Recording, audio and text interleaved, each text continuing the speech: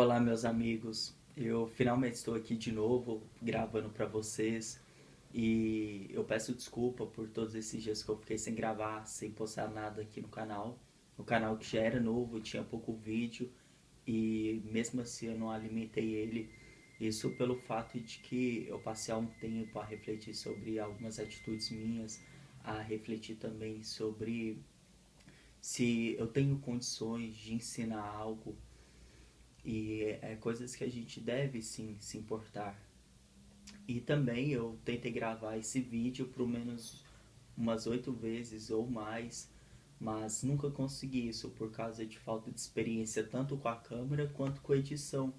Se você está vendo esse vídeo provavelmente agora, você pode estar vendo ele até mesmo sem nenhum tipo de edição ou no mínimo corte. E olha lá se tiver corte. Eu sinto muita dificuldade para mexer com a parte eletrônica e com essa parte essa parte técnica de definição e tal. Mas hoje eu gostaria de gravar algo que eu já tenho há muito tempo desejado no meu coração sobre o livro do Gordon Clark, Deus e o Mal, o problema resolvido, publicado pela editora Monergismo. Esse livro ele veio aqui para o português, mas ele fazia parte de um livro maior do Gordon Clark. Esse aqui é apenas um capítulo. E eu gostaria de comentar e fazer uma defesa a esse teólogo que eu tanto amo, eu tanto admiro. E aqueles que me acompanham na rede social sabem muito bem disso. Eu faço parte de um projeto chamado Projeto Gordon Clark. Curtam ele no Facebook. E eu gostaria então de expor o que Gordon Clark ele queria dizer com autor do pecado. E pecado ele tem uma relação aqui no livro de Gordon Clark com o mal. Gordon Clark ele não é um filósofo fácil de se ler, é um teólogo simples nas suas reflexões, ele é profundo. Assim como os filósofos são, assim como os bons teólogos também são, muitas das vezes, principalmente em temas tão difíceis e tem se discutido há milhares de anos pela filosofia e pela teologia, como o mal ele vem em existência, Deus por acaso é culpado, e principalmente no sistema do Gordon Clark, do calvinismo, e ainda mais um calvinista seguindo um supralapsarianismo teleológico, que me parece que foi ele que criou esse supralapsarianismo teológico, segundo o Sam Storms ele apresenta no seu livro, mas ou por menos ele é citado lá. Mas algo é muito interessante no pensamento de Gordon Clark.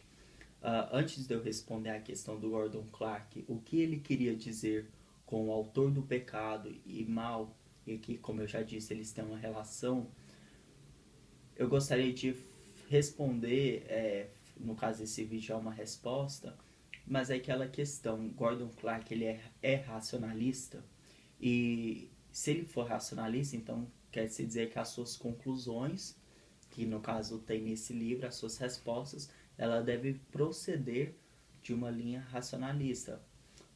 Ele é um neoplatônico, será?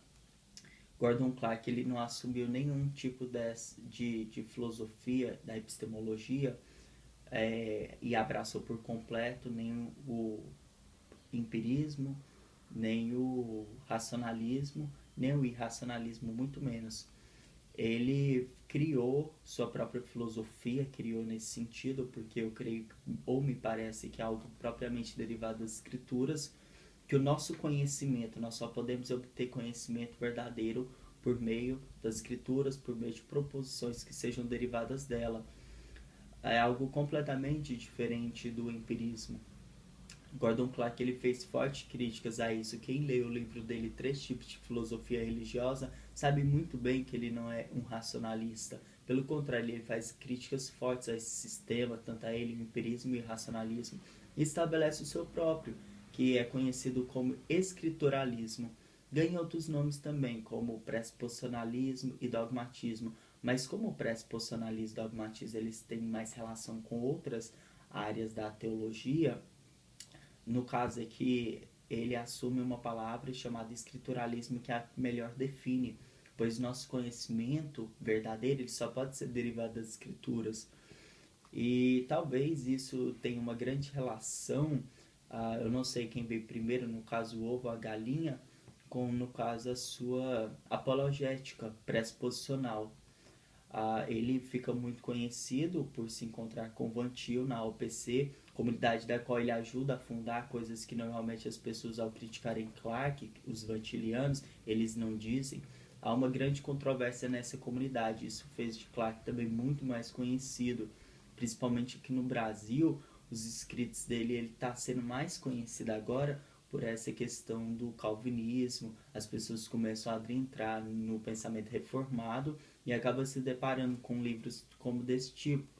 Infelizmente não são muitas cópias, isso mostra que não chegou à mão de muitas pessoas, mas ainda assim é uma quantidade um pouco relevante. Aí o calvinismo cada dia tem crescido mais, as pessoas têm buscado conhecer, e glória a Deus por isso.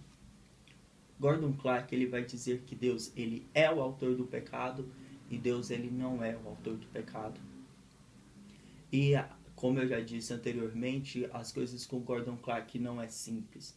Gordon Clarke, ele era um filósofo, ele foi um doutor em filosofia, tinha autoconhecimento de filosofia grega, e os termos que ele usa também não são simples. Mas eu quero hoje explicar para você o que Gordon Clarke ele quer dizer com isso, e tirar Gordon Clarke do paredão daqueles que têm acusado ele de não ser confessional, ou não ser bíblico, ou ser herético, por afirmar que Deus ele é autor do pecado. Primeiro, a autoria para Gordon Clarke, ela não tem relação somente com aquele que pratica, com aquele que comete atos. Então, para isso, ele vai definir um termo chamado os secundários, aqueles que são os agentes secundários. Esses agentes secundários, eles estão submetidos a um agente primário. Esse agente primário, no caso, é Deus. Deus, ele decreta todas as coisas. No sistema calvinista, nós vemos isso na Confissão de Westminster, muito claro. Deus decretou todas as coisas, baseado também em Efésios capítulo 1. E esse decreto de Deus, ele vai acontecer na história. Só que para esse decreto de Deus acontecer na história, é necessário dos agentes secundários, ou seja, nós, para obedecermos o decreto de Deus. Então, isso para Gordon Clarke é autoria.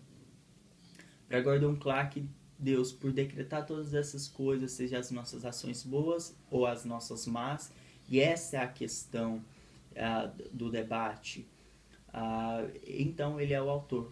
E ele vai fazer uma relação com aquele escritor que escreve um livro, ele é o autor desse livro, mas aqueles personagens que ele colocou nesse livro, que fazem diversas coisas, e pode ser muito bem atrocidades, Deus, ele não é aquele quem faz aquilo que ele escreveu dos agentes. Ou seja, os agentes, eles fazem por si só, mas eles estão obedecendo ao decreto de Deus. E para Gordon Clarke, isso é autoria. E quando ele se refere que Deus ele é o autor do pecado, ele está simplesmente dizendo que Deus é aquele que decretou o pecado. Nós vemos isso muito claramente nas Escrituras. Nós vemos isso em Atos capítulo 4, versos 26 e 27, quando nós temos ali um plano de fundo histórico, onde mostra que Herodes, Pôncio Pilatos, os gentios, eles se levantaram contra Jesus para matá-lo e crucificar. Nós vemos, então, diversas passagens das Escrituras, Deus ele determinando o pecado. Eu quero falar um pouquinho mais sobre isso, um pouquinho mais pra frente, quando eu for falar sobre o conceito ex-lex. E a outra coisa que Gordon Clarke ele diz que Deus ele não é o autor do pecado, é no sentido daquele que pratica. Como eu já bem disse, Gordon Clarke ele nunca assumiu esse tipo de teologia. As pessoas hoje, então, elas levantam alguns textos da Confissão de Fé de Westminster. Gordon Clarke ele era um presbiteriano, ele estava submetido a essa confissão também, até mesmo dentro da OPC, e acusam ele de ser herético nessa questão. Mas Gordon Clarke ele não afirma com a Confissão de Fé de Westminster de Deus, diz que Deus ele não é o autor do pecado. Gordon Clarke ele nunca foi contra essa questão, porque a Confissão de Fé e alguns textos de João Calvino, você pode reparar, se você pegar alguns textos antigos, quando vai falar a respeito de autoria do pecado, o texto, ele dentro ali do seu ambiente, ele está relacionando com a prática do pecado. E Gordon Clarke, ele nunca afirmou isso. para Gordon Clark, Deus é santo. Sim, Deus é santo. E Deus, ele não comete pecado. Deus, ele não é aquele que pratica. Gordon Clark nunca ensinou tal tipo. E o que acontece hoje é que as pessoas têm atribuído esse segundo significado a Gordon Clark, não aquele primeiro que eu defini. Então é algo muito perigoso. E como diz Pondé, ou é ignorância ou é desonestidade. Mas me parece que muitas das vezes é desonestidade. E isso é simplesmente triste, principalmente no meio cristão. Eu vou trazer, por exemplo, na página 81, aquela que foi citada, da pergunta inicial, mostrando o que Gordon Clark ele tinha a dizer sobre isso. É Deus a causa imediata do pecado? Ou mais claramente, Deus comete pecado? Essa é uma questão que diz respeito à santidade de Deus. Ora, deveria estar claro que Deus não comete pecado, tanto quanto não está escrevendo essas palavras. Embora a traição de Cristo tenha sido ordenada desde a eternidade, como meio de efetivar a expiação foi Judas, não Deus quem traiu Cristo. As causas secundárias, ou seja, essas causas secundárias somos nós, submetidos a um decreto de Deus, assim como Judas, na história não são eliminadas pela causalidade divina, mas ao contrário, são confirmadas, e o ato dessas causas secundárias, tanto justos quanto os pecaminosos, devem ser atribuídos imediatamente aos agentes.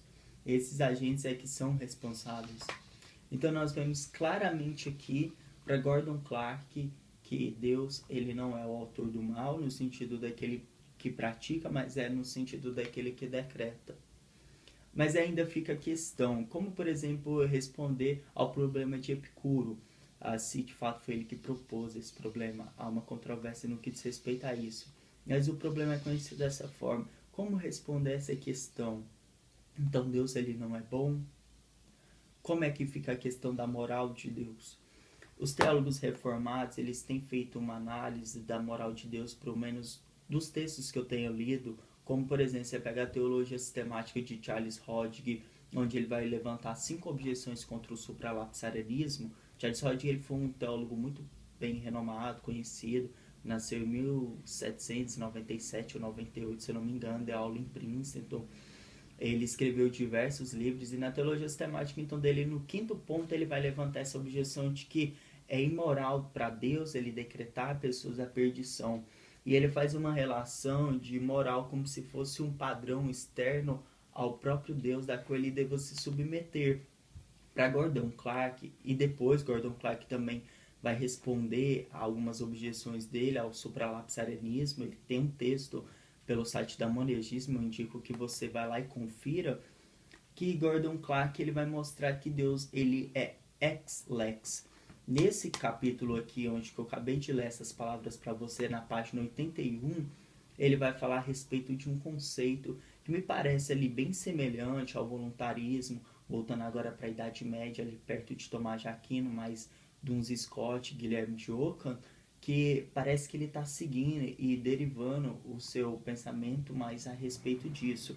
Esse ex lex significa que Deus ele está acima da lei e que não há nenhuma lei da qual Deus ele esteja submetido. Não há uma lei moral, um padrão da qual Deus ele olha que é reto e da qual ele venha se encaixar. E no sistema calvinista, esse conceito ex lex, ele se encontra muito bem. E me parece que ele está muito bem firmado nas escrituras. Bem, mal, não é algo da qual Deus ele olha e ele toma uma escolha, ou ele tem uma, e necessariamente ele vai estar submetido a nunca fazer o que outro está. Não, moral para Deus é tudo aquilo que ele faz, todas as causas, todas as atitudes dele, tudo aquilo que ele declara é moral porque é ele quem faz, e não porque é um conceito à parte de Deus. É moral. E justiça também não é um conceito à parte de Deus. Justiça é tudo aquilo que ele faz. Então nós começamos a ver nas escrituras, por exemplo, a prova de que Deus é ex lex é que nós temos, por exemplo, em 2 Crônicas, capítulo 18, verso 20, vai mostrar aqui que Deus ele envia um espírito da mentira na boca de alguns homens E esses homens, eles vão mentir por causa que Deus ele enviou o espírito da mentira. Mas se Deus ele já tinha declarado que mentir é pecado, ou se ele não tinha declarado, futuramente ele iria dizer, por meio dos apóstolos, por meio de Jesus Cristo, que mentir é pecado, não importa se é no começo, no meio ou no fim. É imoral. Se é um padrão externo ao de Deus, ele deve se submeter, não importa qual época. Então nós temos, por exemplo, no verso 20 do capítulo 18 de 2 Crônicas, em diante. Então saiu um espírito e se apresentou diante do Senhor e disse, eu enganarei? Perguntou-lhe o Senhor, com que? Respondeu ele, sairei e serei espírito mentiroso na boca de todos os seus profetas. Disse o Senhor, tu enganarás e ainda prevalecerás. Sai e faze-o assim. Eis que o Senhor pôs o espírito mentiroso na boca de todos estes teus profetas e o Senhor falou que é mal contra ti. Então nós vemos aqui que moral não é um conceito à parte de Deus e que Deus é ex-lex. Mas ainda tem outros textos, por exemplo, nós vemos o livro de Oséias. Oséias era um profeta, nessa época o pessoal estava saindo da mão de Deus e eles estavam como ovelhas desgarradas e Deus ele pega e manda Oséias casar com uma prostituta. Isso é um absurdo tão grande diante principalmente daquela época que a mulher ela deveria tanto ser apedrejada pela sua prostituição. Agora imagina mais ainda casar com essa mulher que não tinha sido apedrejada. E Deus manda casar com ela, ainda faz uma relação com o povo de Israel. O povo de Israel está como prostituta. A relação da mesma forma é Oséias com essa prostituta. Então nós vemos nas escrituras Deus fazendo coisas que é então contrária à sua palavra revelada. Deus ele é ex-lex, ele está acima dessa lei. Outra coisa que eu queria falar, que eu acho que é muito importante, é quando nós lemos Efésios capítulo 1, nós vemos que Deus ele se revelou na dispensação da plenitude dos tempos, e nessa plenitude dos tempos, ele deu ordens, e pecado para Gordon Clark, assim como para nós que esteja muito claro, o pecado é a transgressão da lei de Deus. Só há pecado porque há lei, é o que Paulo vai falar em Romanos. E sem lei não há pecado. Então Deus ele começa a dar lei para essas pessoas não conseguem cumprir essas leis. Não estou colocando determinação aqui. Essas pessoas não conseguem cumprir essas leis e o pecado vem à existência. Eu não vou chegar nem no mérito de que se Deus ele não quisesse o pecado, era só ele não ter dado lei. Eu vou chegar na ideia de que Deus ele coloca leis e depois você pode observar nas escrituras que ele revigora leis, ele tira leis, ele aperfeiçoa leis. Ele está sempre trabalhando do começo ao fim das escrituras com as leis. E se há alguém moral para ele porque é um padrão externo, não importa, como eu já disse anteriormente, se é no começo, meio e fim é imoral e pronto, acabou. Mas então nós vemos muito bem essa relação de que Deus ele acrescenta coisas e a forma que ele trabalha mostra o seu poder, a sua grandiosidade e mostra que de fato ele é ex-lex. Então críticas frágeis e fracas, como por exemplo a de Charles Hodge, que era um calvinista, mas é muito inconsistente, principalmente dentro do sistema calvinista que mostra que Deus ele ordena o pecado, como a traição de Cristo. O calvinista ele abre a boca, seja o infralapsariano ou o supralapsariano, para dizer Deus ele ordenou a morte de Cristo. Deus ele ordenou o pecado. Mas fazem esse tipo de crítica principalmente ao sistema supralapsariano, que é um sistema muito mais coerente, muito mais firmado nas escrituras do que o infra, com certeza. Então, esse vídeo eu fiz ele para fazer essa defesa ao filósofo, ao teólogo Gordon Clark, homem que tanto admiro, uma pessoa que tem me ensinado. Eu não sou grande, eu sou um jovem ainda, eu não tenho nenhum curso superior, o que eu tenho é meus livros e eu aprendo com esses livros. Mas um desejo que eu tenho muito é que as pessoas conheçam as obras dele, que aprendam com ele e com certeza você pode ser muito beneficiado se Cristo conceder essa graça. Se você quer que eu faça mais vídeos sobre calvinismo, sobre talvez o supralapsarianismo. Você sabia que há pelo menos 3 tipos de supralapsarianismo? O alto, o baixo e o teleológico, que era o que Gordon Clark seguia, e vários tipos também de infralapsarianismo. Se você quer que eu faça vídeos assim, comenta aqui embaixo, com certeza é muito importante cada comentário, cada curtida, compartilhamento. Você